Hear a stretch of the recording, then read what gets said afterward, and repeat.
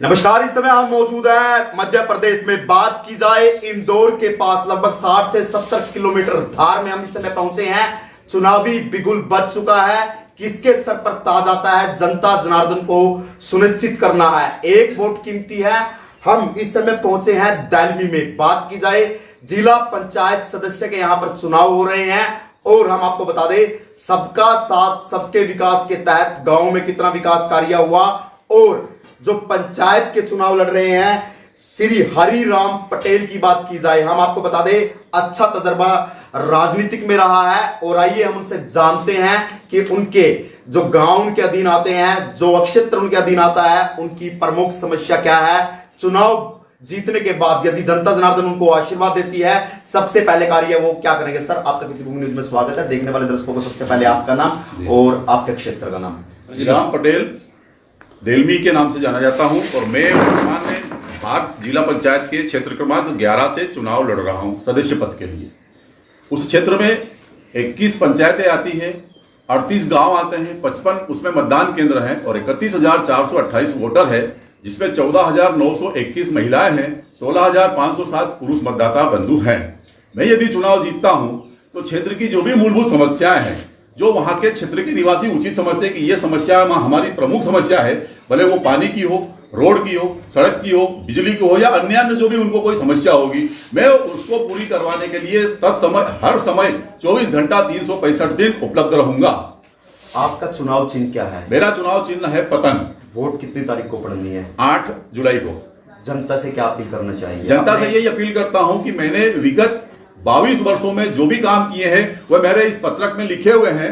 यह कार्य मैंने बिना किसी पद पर रहते हुए किए हैं। हाँ, सरपंच रहते हुए मैंने कुछ कार्य किए हैं, वो जब सब इसमें उल्लेख किया है और इसी काम के आधार पर मैं जनता से वोट मांगूंगा कि देखिए, जब मैं किसी पद पर नहीं था तो भी मैंने इतना समाज के लिए काम किया है और आने वाले समय में यदि मुझे कोई जवाबदारी मिलती है तो मैं और अच्छे तरीके से, प्रभावी तरीके से आपके काम काजों को करवाने के लिए ढंग से जुट जाऊंगा। मशीन में कितने नंबर का बटन है? मेरा 4 नंबर का बटन है। 4 नंबर का जनता से अपील करते हैं आने वाली 8 तारीख को 4 नंबर के सामने वाला बटन दबा दीजिए। मैं सभी मेरे क्षेत्र की आदरणीय जनता जनार्दन और भाई बहनों, माता बहनों से निवेदन करता हूं कि मैंने जो काम किए हैं उसके आधार पर मैं आपसे अपील करता हूं कि जिला पंचायत धार के क्षेत्र क्रमांक 11 के सर्वांगीण विकास के लिए मेरा हरिराम पटेल देलमी वाला का चुनाव चिन्ह पतंग, जो कि मतदाता उसमें 4 नंबर पर आएगा, उस पर मोहर लगाकर भारी मतों से विजयी बनाइए।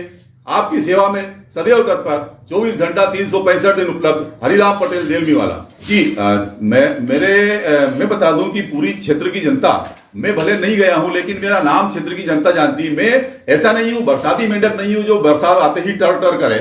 मैं लगातार 22 वर्षों से निरंतर क्षेत्र में आता जाता रहा, भले वो सुख दुख में हो, मान वगैरह हो, शादी विवाह अन्य जो भी कार्यक्रम हो, मैं निरंतर उनसे संपर्क में रहता हूं। और ये पत्रक मेरे पूरे विधानसभा क्षेत्र, मेरे जिला पंचायत क्षेत्र में प्रत्येक घर पर पहुंच चुका है। और ऐसा पढ़ करके अब ये चुनाव मेरा नहीं रहा, इस चुनाव को जनता का चुनाव बनाना ये जनता का काम है।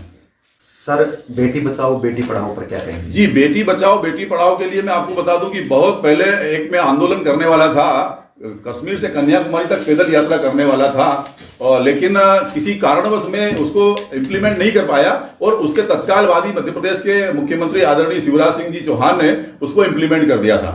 ये मेरे सब मित्रगण इस बात के साक्षी हैं, संतोष जी जाट, धर्मेंद्र जी वैष्णव, ईश्वर जी वैष्णव, ये सब साक्षी हैं कि ये जो लॉन्च नहीं हुई थी उसके पहले ही मैं बेटी बचाओ बेटी पढ़ाओ के लिए ये करना चाहता था, लेकिन वो योजना इम्प्लीमेंट हो गई तो मैं फिर उस पर काम नहीं कर पाया। आपके क्षेत्र की बात की जाए, पानी निकासी की समस्या को लेकर, सीवरेज की समस्या को लेकर, सर क्या कहना चाहेंगे? गलियों को लेकर, देश को आजाद हुए 1947 कितने साल हो गए जी, अलग अलग पार्टियां सर आई, अलग अलग नेता आए, अलग अलग उन्हें चुनाव लड़ा, लेकिन जनता की किस्मत नहीं जागती। वोट जरूर मांगते हैं, हाथ जोड़कर पैर पकड़ते हैं। मैं थोड़ा सा इसमें ये भी कहना चाहूंगा, जनप्रतिनिधियों की तो लापरवाही रहती है, थोड़ा सा जनता को भी जागरूक होना पड़ेगा। हमें अपने हक अधिकारों को जानना पड़ेगा कि ये जो समस्या है, क्योंकि कहते हैं ना कि दुर्जन अपनी दुर्जनता से वो नुकसान नहीं पहुंचा रहा, सज्जनों की निष्क्रियता के कारण क्षेत्र को ज्यादा नुकसान पहुंचा है।